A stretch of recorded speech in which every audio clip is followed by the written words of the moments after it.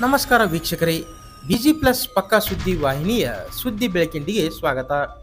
ನಾನು ನಿಮ್ಮ ವಾಹಿನಿಯ ವರದಿಗಾರ ಸಂಗಮೇಶ್ ಮುಷಿಗೇರಿ.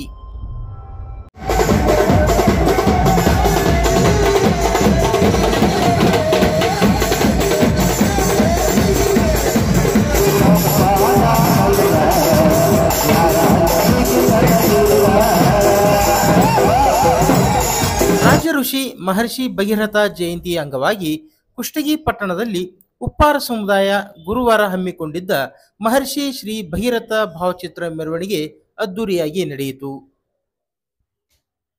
ಇಲ್ಲಿಯ ಗಜನಗಡ ಮುಖ್ಯ ರಸ್ತೆ ಬಳಿಯ ಶ್ರೀ ಶಿರಡಿ ಸಾಯಿಬಾಬಾ ದೇವಸ್ಥಾನದಲ್ಲಿ ಸಮಾವೇಶಗೊಂಡ ಉಪ್ಪಾರ ಸಮುದಾಯದ ಬಾಂಧವರು ಸಾರೋಟಿನಲ್ಲಿ ಇರಿಸಿದ ರಾಜ ಋಷಿ ಮಹರ್ಷಿ ಶ್ರೀ ಭಗೀರಥ ಭಾವಚಿತ್ರಕ್ಕೆ ಚಿತ್ರದುರ್ಗದ ಮಧುರೆ ಬ್ರಹ್ಮ ವಿದ್ಯಾನಗರದ ಡಾಕ್ಟರ್ ಪುರುಷೋತ್ತಮಾನಂದಪುರಿ ಶ್ರೀಗಳು ಪೂಜೆ ನೆರವೇರಿಸಿದರು.